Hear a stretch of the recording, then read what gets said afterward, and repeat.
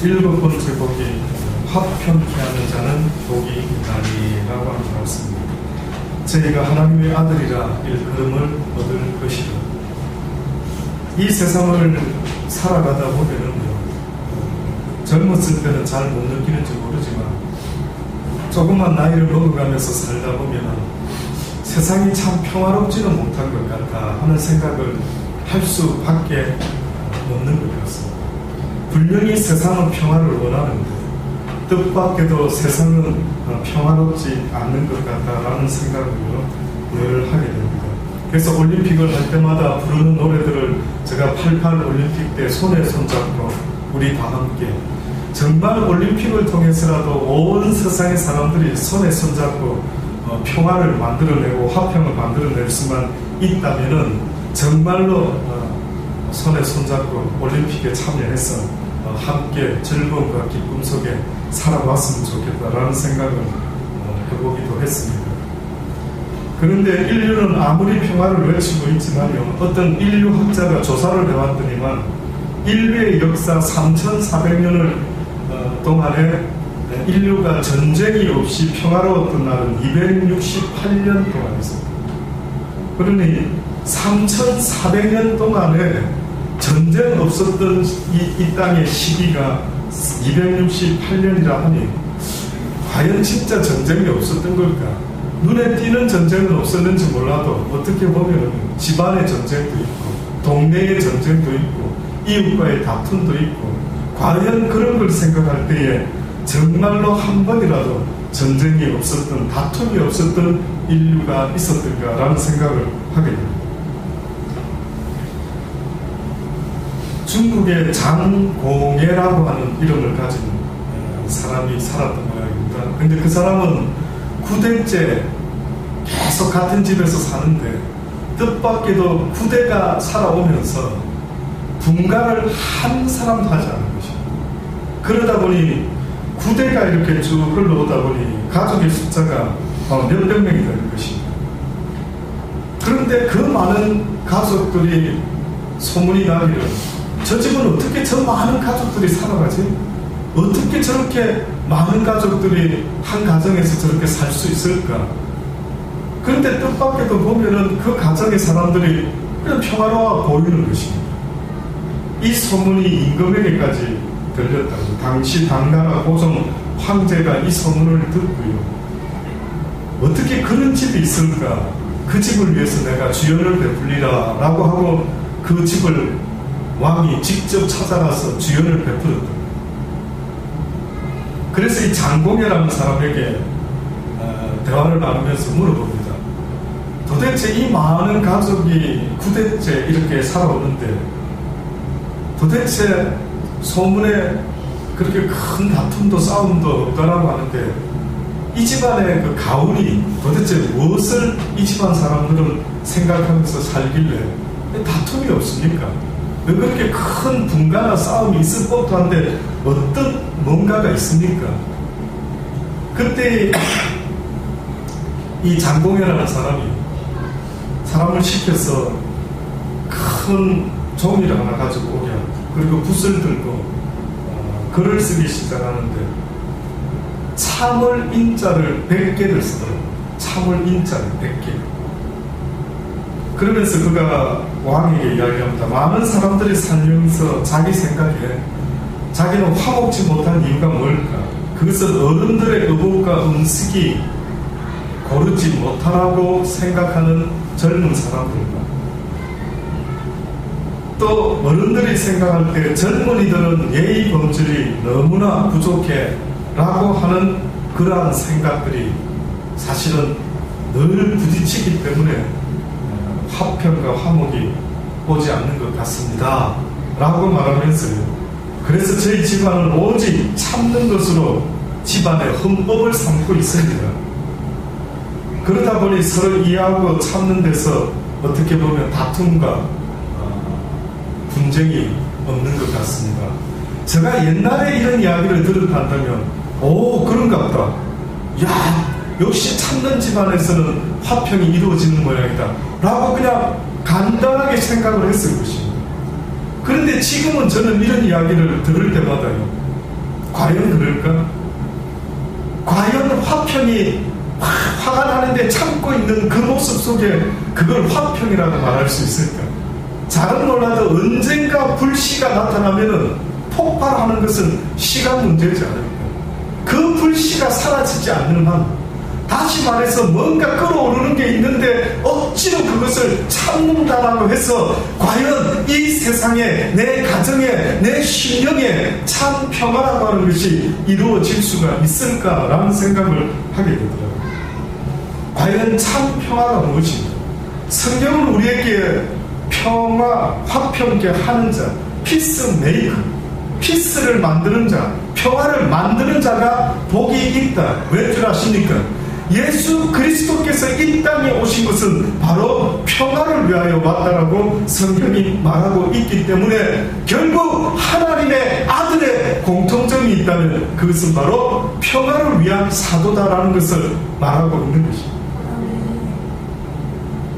기독교회는 평화의 사도입니다. 크리스찬이 된다라는 것은 평화를 만드는 자입니다. 참는 게 아니라 저는 이와 같아야 된다라고 보는데, 어느 시골에서 홀 어머니가 아들 하나 키우고 장가를 보냈습니다. 그리고 홀 어머니와 아내와 함께 이 아들이 살고 있습니다. 근데 여러분 한번 어떨 것 같습니까? 이 가정 분위기가. 역시나 이 가정의 시어머니와 며느리가 어느 순간 점점 부딪히기 시작합니다. 계속 다툼이 심해집니다. 어머니는 아들인 그에게 와서, 야, 저 며느라이가 어째 저 모양이냐, 계속 이야기를 합니다. 며느리는 또 남편한테, 아내는 와서, 왜 시어머니가 저렇게 어머니가 나를 못살게 보고 힘들게 하는지 도무지 이해가 안 된다. 계속 부딪히는 겁니다. 이때에 이 남편이, 이 아들이 어떤 생각을 했는 줄 아십니까? 여보, 내가 한 가지 생각을 할 게 있어. 무슨 생각이야? 이렇게 계속 살 것 같으면 그냥 이렇게 안 사는 게 낫지 않겠어? 그래서 나는 생각할 때 당신이 죽든지 어머니가 돌아가시든지 두 분 중에 한 분이 없어야 될 것 같다라는 판단을 하게 됐어. 이러면서 남편이요 아주 무겁게 이야기를 하는 거예요. 젊은 당신을 참 죽으라 하니 그거는 좀 아닌 것 같고, 나이 드신 어머니가 빨리 돌아가시는 게 나을 것 같다, 나는 생각한다 라고 하면서 그 아들이 그 아내한테 무엇을 제의하느냐 하면은, 내가 좋은 방편이 하나 있는데, 방법이 있는데 이대로만 당신이 할 수만 있다면 어머니를 감쪽같이 아주 자연스럽게 빨리 돌아가게 하실 수 있는 방법이 뭐냐고 했더니 밤을 가져옵니다. 밤. 이 밤을 하루도 빠지지 말고 어머니께 부지런히 먹이면 조만간에 뚱뚱해져가지고 고혈압이 생겨서 틀림없이 어머니는 자연스럽게 빨리 돌아가시게 될 거야. 이러면서 남편이 아내한테 밤을 삶아서 어머니에게 먹이자는 계획을 이야기합니다. 아, 정말 그럴까요?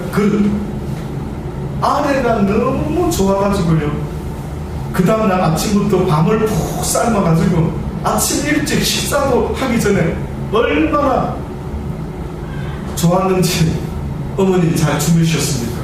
막 생글생글 웃으면서 들어가서 밤을 삶아서 내는 거예요. 시어머니가 보니까 도무지 이제까지 없었던 모습이거든요. 아니, 얘가 오늘 해가 서쪽에서 떴나?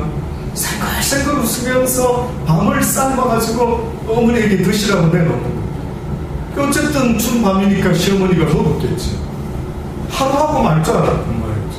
그 다음날도 또 밤을 가져오고, 보니까 막 하루도 그러지 않고 지극정성으로 밤을 삶아가지고 이 며느리가 시어머니에게 계속 드리는 겁니다. 이 시어머니가 먹다가요, 어느 날 생각을 합니다. 저렇게 괜찮은 며느리를 내가 왜 그렇게 시집살이를 시켰을까, 뭐 이런 생각이 막 들면서 그 밤을 먹을 때마다 그 고마움 때문에 어느 순간에 그 전에 다투었던 며느리를 화냈던 모습은 싹 사라지고 그저 그냥 기쁜 겁니다. 고맙다 이거. 며느리도 계속 밤을 다른 의도를 가지고 부지런히 먹이긴 했는데 어머니가 어느 날부터 점점 바뀌어져가지고 자기한테 너무 잘해주는 겁니다. 그러니 어느 날 이 며느리가 자기 남편에게, 이 아내가, 여보 나 밤 삶아드리니까 그만하겠다. 왜? 나 도무지 괴로워서 이걸 계속 삶을 수가 없다. 어머니가 이렇게 나한테 지금 잘해주고 계신데 과연 내가 끝까지 이 밤을 계속 삶아야 될지 다시 생각하게 되었대.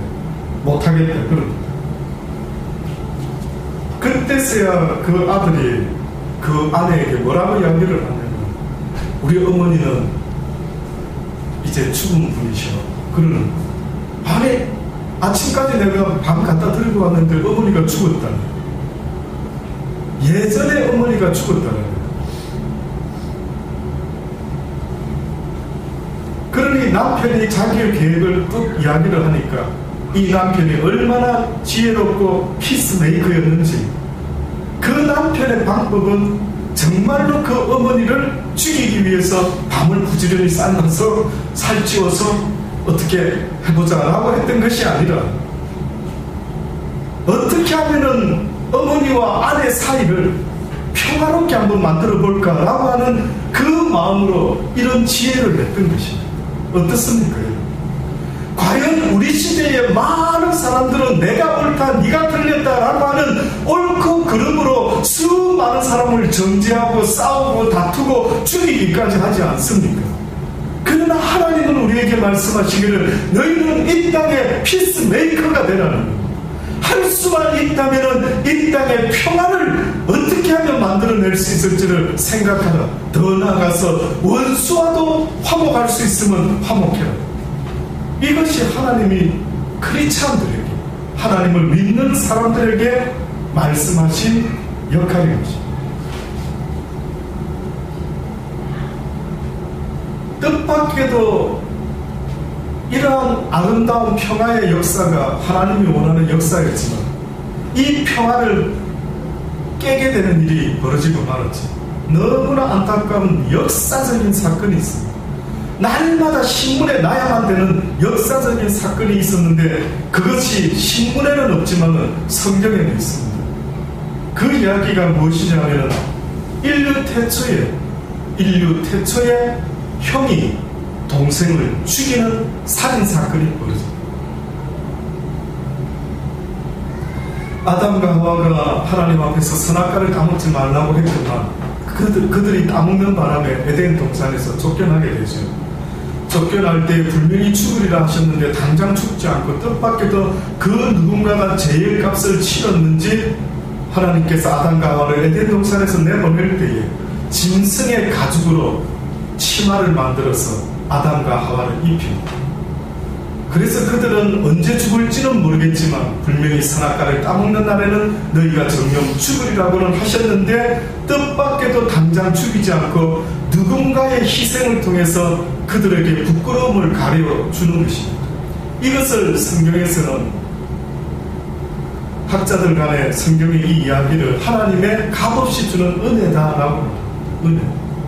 분명히 죽였어야만 되는데 누군가를 대신 희생함으로 인간의 죄를 속량해 주신 것 아니겠느냐. 그래서 그 이후로부터 인간의 상황이 달라지고 말았는데 그전에는 죄 없는 상태였지만 이제는 죄는 있지만은 그리스도의 은혜 가운데 살아가게 되는 모습, 이것이 바로 인류의 모습이 바뀌어지고 말았던 것입니다.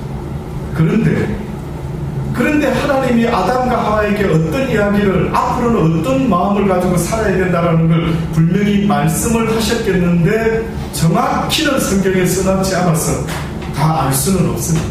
그런데 뜻밖에도 아담과 하와가 성경에 보면 창세기 1장에 보니까 아담이 그 아내 하와와 동침함에 하와가 잉태하여 가인을 낳았다. 내가 여호와로 말미암아 등남하였다.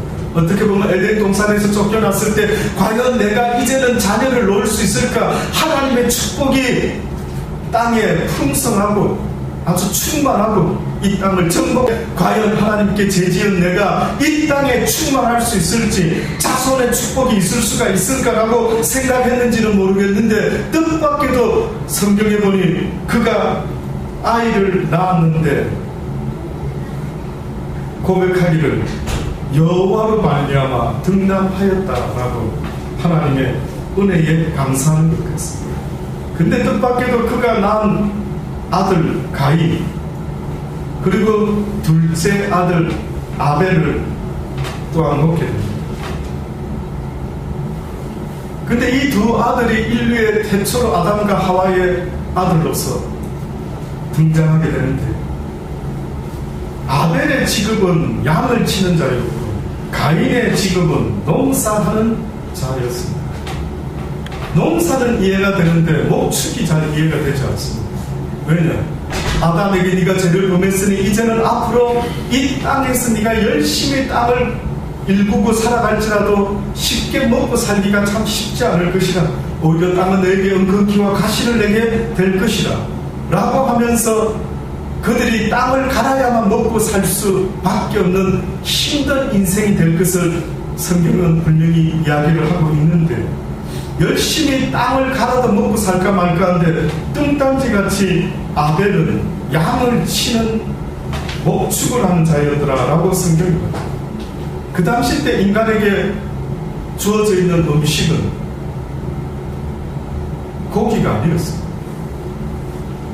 인류가 고기를 먹기 시작한 것은 노아의 홍수 이후에부터 성경에 보면은 인간이 육식을 하기 시작했습니다. 분명히 그 속에는 큰 의미가 있는 것 같습니다. 하나님이 인간을 위해 죄를 위하여 어떠한 짐승을 희생시킨 것 같이 이제는 너희가 앞으로 나에게 나올 때마다 핏부림이 없이는 나에게 나올 수가 없는 일이죠. 또다시 말하면 너희가 죄의 값이 얼마나 엄하다는 사실을 잊지 말아라. 네가 죄짓는 인생이라 한다는 것은 바로 죽음으로 그 값을 치러야 되니 너희 삶 가운데 혹시나 알게 모르게 지은 죄가 있다면 나 여호와께 나와 피를 뿌려라. 아마 엄하게 뭔가 명령이 있었던 것 같습니다. 그래서 아벨은 자기의 죄를 하나님 앞에 속죄하기 위하여 특별하게 짐승을 키웠던 것 같고 가인은 그냥 농사했던 소산물을 가지고 하나님께 제사를 드렸던. 근데 성경에 보니 뭐라고 이야기했느냐면 하나님께서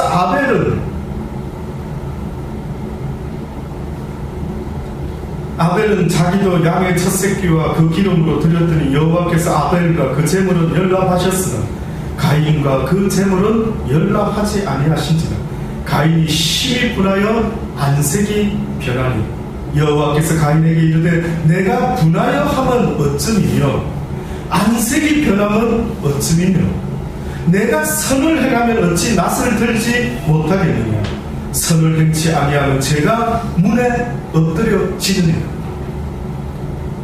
결국은 이 말씀으로 비추어 봤을 때에 아벨이 양을 바친 사건은 선하게 보신 것 같고 가인이 농산물을 가지고 하나님께 제사를 드린 그 모습을 하나님은 선을 행하지 않았다라고 말을 하고 있는 것입니다. 그러면 이 말은 무엇일까요? 다시 말하면 하나님이 가르쳐 주신 방법으로 하나님 앞에 나오지 아니하고 자기의 임의대로 말씀을 어긴 삶을 산 가인의 모습을 하나님은 이렇게 말씀하신 것이 아닐까라고 생각해보는 것입니다. 내게 나올 때 너의 죄를 항상 기억하고 짐승의 피를 뿌려야만이 너의 죄를 사함받고 살 수 있다라고 하나님이 죄가 얼마나 나 여호와가 싫어하는 것인지를 분명히 말씀하셨을 때인데 그 죄의 문제를 생각해보지 못하고 아마 가인은 그냥 그렇게 살았던 모양입니다. 그런데 하나님 말씀하는 것은 네가 나의 말을 쫓지 아니하면은 무엇이 네 마음의 문 앞에 엎드리고 있다고? 죄가 네 마음의 문에 엎드리게 돼. 기억해라는 것이.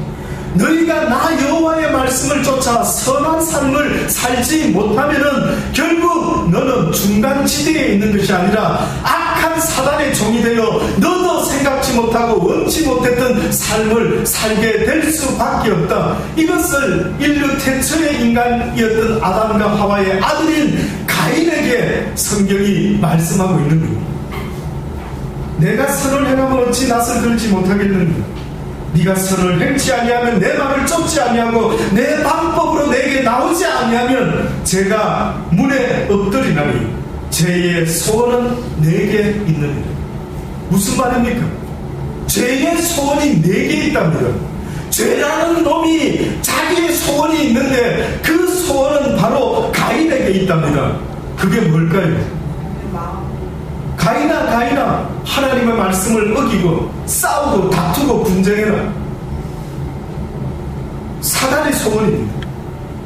죄의 소원입니다. 죄라는 놈이 우리한테 소원이 있답니다. 인간들아 제발 싸워라. 인간들아 제발 찢고 볶고 미워하고 저주하고 원망하면서 살아라. 죄의 소원이 내게 있으니 너는 죄를 다스릴지. 너는 죄를 다스리라. 무슨 말입니까? 네가 선택해라. 그 죄를 네가 선택을 해라. 네가 하나님의 말씀을 쫓든지 아벨과 같이 하나님의 말씀을 쫓든지 그렇지 아니하면은 사단의 말을 쫓든지 네가 선택을 해라는 것이. 요한복음 8장에 보면 44절로 너희는 너희 아비 마귀에게서 났으니 너희 아비의 욕심을 너희도 행하고자 하느냐. 저는 처음부터 살인한 자요 진리가 그 속에 없으므로 진리에 서지 못하고 거짓을 말할 때마다 제 것으로 말하느니 이는 저가 거짓말장이요 거짓의 아비가 되었습니다. 사단이라는 놈은 처음부터 하와를 속였고요. 사단이라는 그놈은 처음부터 살인한 자요 진리가 그 속에 없다라고 말합니다. 결국은 가인이 누구에게 속해서 자기 동생 아벨을 죽이게 되었습니다. 사단에게 속해서 죽이게 됩니다. 가인이 그 아우 아벨에게 고하니라. 그 후 그들이 들에 있을 때 가인이 그 아우 아벨을 쳐 죽입니다. 이것이 인류 태초의 살인사건이었는데 안타깝게도 그 사건은 형이 동생을 죽이는 사건입니다. 상식밖에 도무지 상식으로 설명될 수 없는, 오늘 우리 시대에도 상식으로 설명될 수 없는, 얼마 전에도 10대 조카가 삼촌을 죽이고 부모를 죽이고 도무지 이해될 수 없는 그 놀라운 일들이 뜻밖에도 이 시대에만 지금 있는 것이 아니라 인류 태초의 창세기 때에도, 인류 태초에도 그런 일이 있었으니 성경이 그 원인을 말씀하는데 그 원인은 바로 죄의 소원이 너에게 있기 때문입니다. 오늘 이 땅에도 많은 사람들이 평화를 외치지만 과연 어떻게 하면 평화를 얻을 수가 있을까요? 어떻게 하면 먼저 내 심령의 평화를 얻고 내 가정의 평화를 얻고 내 교회의 평화를 얻고 이 땅에 이 민족에게 나아가서 온 열방과 모든 족속들에게 어떻게 하면 평화가 이루어질 수 있는 길이 있다라고 과연 알려줄 수가 있을까?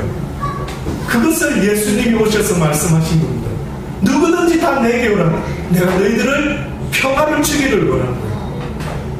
예수님이 이 땅에 오신 그 모습은 성경이 증거하기를 예루살렘의 왕이요 살렘의 왕이라. 곧 그 말은 평화의 왕이다. 예수님은 이 땅에 오셔서 이제는 모든 전쟁을 멈추게 하시고 이제는 평화롭게 살아가는 그러한 삶의 법칙을 우리에게 알려주시기를 원하셨다. 안타깝게도 우리 시대에 한 가지 배우지 못하는 게 있다면 평화를 만들어내는 법을 거의 못 배우고 있는 거예요. 거의 대부분의 사람이 어떻게 하면 평화를 만들어낼 수 있을까, 더 나아가서 사랑하며 살아가는 그 아름다운 삶을 만들어낼 수 있을까 하는 그것이 삶의 목적이 아니라 어느 순간부터 안타깝게도 하나님의 속성이었던 선과 악을 알므로 말미암아 인류의 범죄의 결과가 날마다 옳고 그름으로 사람을 미워할 수밖에 없도록 만들고 있는 이 현실이요, 너무 안타깝더라고요. 저는 인류의 평화, 인류의 사랑, 그것은 옳고 그름이 사라져야만 합니다. 옳고 그름이 사라지지 않는 한은 결단코 이 땅에는 평화가 있을 수가 없는 것입니다. 인간의 입에서는 옳고 그름을 말할 수가 없어야만 합니다. 여러분은 무엇이 옳다 무엇이 틀렸다라고 쉽게 말씀하면 안 됩니다. 쉽게 말씀하면 안 됩니다. 자칫 그렇게 말을 하다가는 여러분이 율법 아래에 있는 자가 되고 결국은 너도 율법에 의해서 돌 던짐을 당하게 될 것이다. 율법이 존재하는 것은 모든 이들을 죄인으로 만들고 결국은 너도 그 죄의 올무에 갇혀서 네가 다른 사람을 율법으로 죽였느냐, 너도 율법으로 인하여 죽게 될 것이라는 것입니다. 율법이 사라져야 돼요. 옳고 그름의 기준이 사라져야만 됩니다.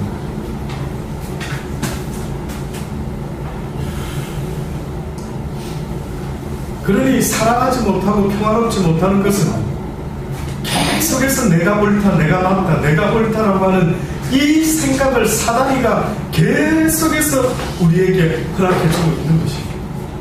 뭐가 잘못됐다, 너는 언제까지나 그냥 벌거벗고 이렇게 살래? 야, 너도 하나님처럼 돼봐야지. 언제까지 네가 하나님의 도움을 받으며 살아야 되겠니?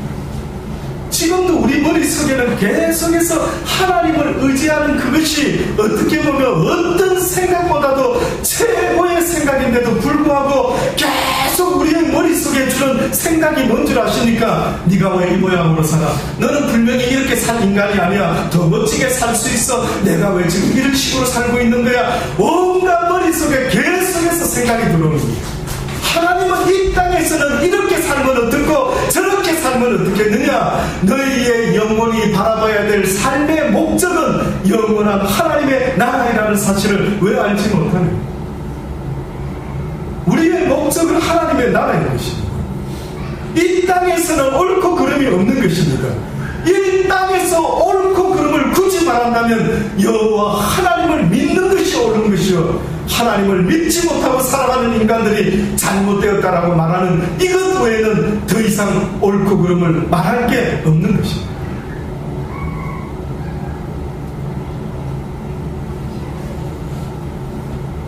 우리의 잘못된 이 평화 없는 모습, 사단이가 우리를 완전히 지배하고 있는 이 모습, 어떤 모습인지 아십니까?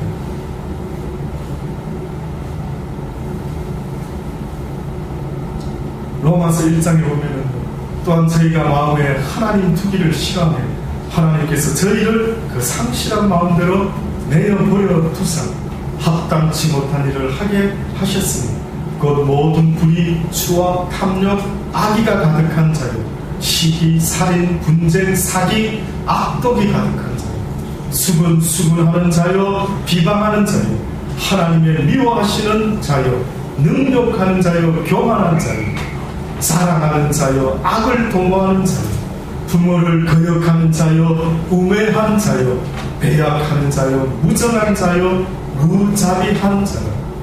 저희가 이 같은 일을 행하는 자는 사형에 해당하다고 하나님의 정하심을 알고도 자기들만 행할 뿐만 아니라 또한 그 일을 행하는 자를 옳다 하는 것. 이것이 이 시대 우리의 모습이다라고 성경이 말합니다. 하나님을 마음에 두기 싫어했던 그 가인의 모습이 결국은 악한 자의 종이 되어서 동생을 죽이는 일까지 저지르고 있는 그 자기의 모습을 도무지 이해할 수가 있었는지, 내가 왜 이러지? 내가 지금 무슨 짓을 한 거야?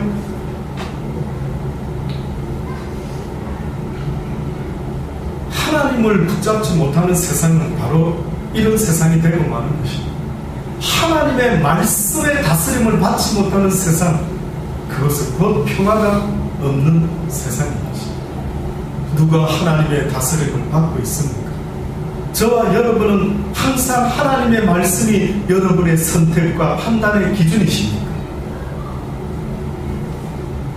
디모데는 말합니다. 내가 이것을 알라. 말세에 고통하는 때가 분명히 올 것이니 사람들이 자기를 사랑하고 돈을 사랑하고 자긍하며 교만하며 회방하며 부모를 거역하며 감사치 아니하며 거룩하지 아니하며 무정하며 원통함을 풀지 아니하며 참소하며 절제하지 못하며 싸나우며 선한 것을 좋아 아니하며 배반하며 팔며 조급하며 자고하며 쾌락을 사랑하기를 하나님 사랑하는 것보다 더하며 경건의 모양은 있는 것 같으나 경건의 능력은 부인한 자니 이 같은 자들에게서 돌아서라. 너희가 진정 평화를 원하느냐? 이 같은 너희의 삶의 모습에서 먼저는 돌아서라. 그러니 예수 그리스도께서 이 땅에 오셔서 내가 곧 길이요 진리요 생명이라고 말씀하셨던 그 말씀의 의미는 다시 말하면 나를 통하여 너희가 이제는 하나님과 먼저 화목하자라는 이야기입니다. 예수님이 피스메이커였었는데 예수님이 원했던 첫 번째 화목은 바로 인간과 인간 관계가 아니라 인간과 하나님의 관계 속에서 평화를 만들기를 원했던 것입니다. 먼저 하나님하고 평화하지 못하면 인간과 인간 사이에는 평화는 있을 수 없습니다. 제가 장담할 수 있습니다. 아무리 연애결혼 10년에서 결혼을 했다 할지라도 그 이후에 하나님이 없는 가정에 과연 참 평화가 있는 것 같습니다. 주변에 한 10년쯤 10년이 뭡니까? 몇 년 사는 부부들한테 물어보십시오. 행복하십니까? 평화로우십니까? 항상 기뻐하고 즐겁습니다. 그래서 하나님이 이방인들과盟约를 같이 맺지 말라는 것입니다.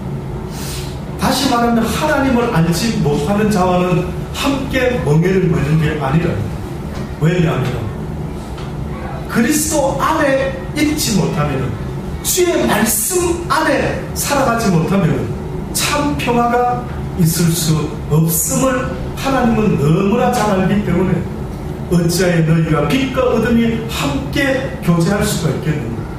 어찌 하나님과 벨리앗이 함께 교제를 나눌 수가 있겠느냐? 평화는 있을 수가 없다는 거짓말인 것 같습니다. 그래서 하나님은 유대인들에게 육적으로 혈통을 지키라는 뜻이 아니라 영적으로 하나님을 모르는 이방인들과는 함께해서는 안 된다는 그 의미는 평화할 수가 없는 것입니다. 조금만 살아보십시오. 믿음 있는 아내와 믿음 있는 남편, 혹은 믿음 없는 아내, 믿음 없는 남편 한번 살아보다 보면은 물론 성품에 따라서 조금은 차이가 있을지는 모르지만 굉장히 큰 위험한 모험인 것입니다. 아마 그래서 그 속담이 나온 것 같아요. 배를 타고 떠나는 아들을 위해서는 2번 기도한다고 했는데 결혼하는 자녀를 위해서는 3번을 기도한다. 어마어마한 위험한 모험을, 항해를 시작하는 겁니다.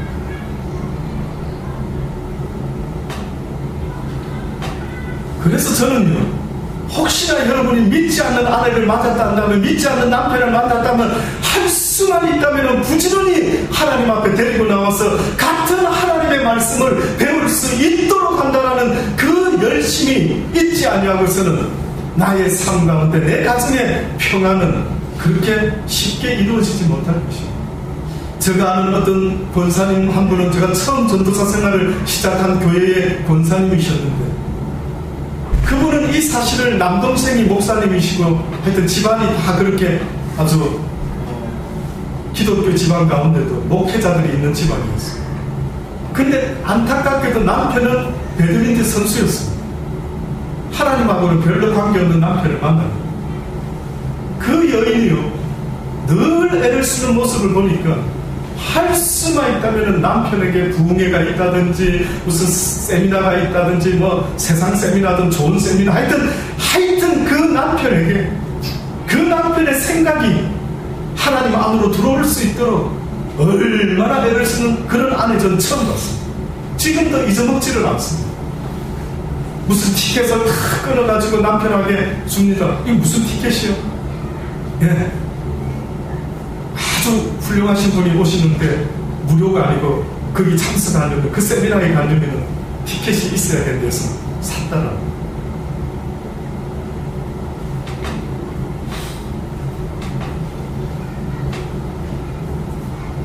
이처럼 평화를 이루어내는 일이 예수 그리스도 안으로 들어오지 못하는 한은 아무리 여러분이 소원하고 또 소원한다 할지라도 그것은 현실적으로 불가능하다라고 성경은 분명히 말씀하고 있는 것입니다. 오죽했으면 마태복음 10장에 우리가 잘 아는 이야기 중에 내가 세상에 화평을 주러 온 줄로 생각지 말라. 화평이 아니요 금을 주러 가노라. 내가 온 것은 사람이 그 아비와 딸이 어미와 며느리가 시어머니와 불화하게 하기 위해서 내가 이 땅에 왔느니라. 사람의 원수가 자기 집안 식구니라. 아비나 어미를 나보다 더 사랑하는 자는 내게 합당치가 아니하고 아들이나 딸을 나보다 더 사랑하는 자도 내게 합당치 아니하고 또 자기 십자가를 지고 나를 쫓지 않는 자도 내게 합당치 아니하니라. 자기 목숨을 얻는 자는 잃을 것이요 나를 위하여 자기 목숨을 잃는 자는 얻으리라. 이것이 성경에 있는 말씀입니다. 내가 이 땅에 온 것은 평화의 왕으로 왔지만은 내가 말하는 평화는 하나님이 없는 너희들끼리의 평화를 말하는 것이 아니라는 것입니다. 하나님 없이 너희 부부끼리 우리 오손도손 우리 가정 잘 먹고 잘 살자 하고 너희들의 그 사랑하는 모습은 내 눈에 봤을 때는 너희의 원수가 네 가정에 있구나. 나 여호와보다 더 사랑하게 만드는 희한한 존재가 바로 네 옆에 있으니 오히려 그 존재가 너의 원수가 될 것임을 잊지 말아라. 네가 나를 그렇게 사랑했었어야 되는데 어찌하여 네가 네 애인을 그렇게 사랑했느냐. 네 남편을, 네 아내를, 네 자식을, 돈을, 명예를, 권세를 네가 어찌하여 나를 사랑해야 되는 그 마음을 품지 못하고 세상의 것을 사랑했느냐. 착각하지 말아라. 내가 이 땅에 온 것은 하나님 없는 평화를 깨기 위해서 내가 이 땅에 왔느냐. 제발 귀담아 들으시고 언젠가 때늦은 후회를 하시기 전에 그때 그 목사가 왜 저렇게 목소리 높여 이야기했는지를 분명히 기억하실 때가 올 것입니다. 아멘.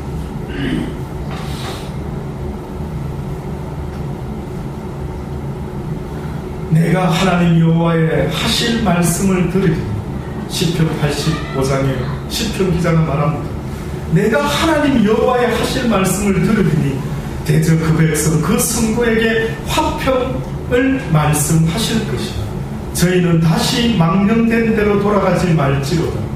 진실로 그의 구원이 그를 경외하는 자에게 가까우니 이의 영광이 우리 땅에 거하리로라. 그러면서 하는 이야기 잘 들어보십시오. 긍휼과 진리가 같이 만나고 의와 화평이 서로 입맞추었으니. 뜻밖에도 화평과 무엇이 입맞추었다고요? 의가 입맞추. 옳고 그름.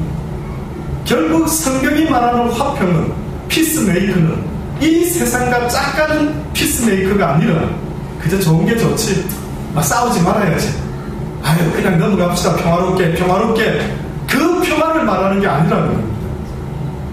시편 기자가 말씀하고 있는 이 평화는 의와 화평이 서로 입을 맞추었다.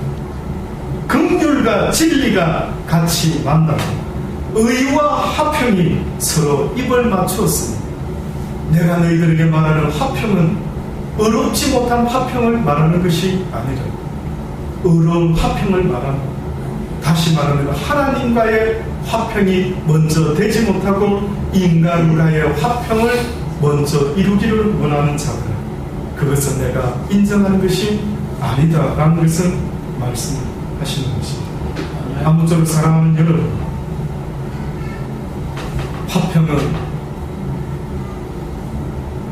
사람과 사람의 화평을 성경은 말하는 것이 아니라 하나님과 화평하지 못하는 그들에게 하나님과 화평할 수 있는 우리의 화목 제물이 되어주신 예수 그리스도를 소개하지 못하면 그 어떤 외에도 하나님과 화목할 수 있는 길이 없음을 분명히 깨닫고 사람들에게 이 땅의 평화의 왕으로 화목의 제물로 오신 예수 그리스도 그분을 먼저 전할 수 있는 피스메이커가 다 되실 때에 평화를 만들어내는 자다 그들이 화평케 하는 자들이 복이 있나니 저희가 하나님의 아들이라 하나님의 자녀란 칭함을 얻게 될 것이라 하셨으니 여러분의 사는 날 동안 하나님과 인간을 화해시키기 위한 평화의 사도의 삶을 살아가실 수 있게 되기를 간절히 바랍니다. 기도하시겠습니다. 좋으신 하나님 감사합니다. 이 시간에도 수많은 사람들이 하나님께 나와 예배를 드리고 있을지라도 주여 우리에게 날마다 말씀하여 주옵소서. 하나님의 뜻을 깨닫게 하여 주옵소서. 지금도 평화를 외치는데 하나님 없는 평화를 외치는 이 세상의 평화는 힘의 논리요 선악간에 분별하며 판단하는 힘의 평화라는 사실을 사람들이 깨닫게 하셔서 모두가 하나님께 돌아올 수 있도록 은혜 베풀어 주옵소서. 주의 이 말씀을 듣고 주께 나아갈 수 있는 복된 일들이 일어나게 하여 주옵소서. 예수님의 이름으로 감사하며 기도드리옵나이다. 아멘.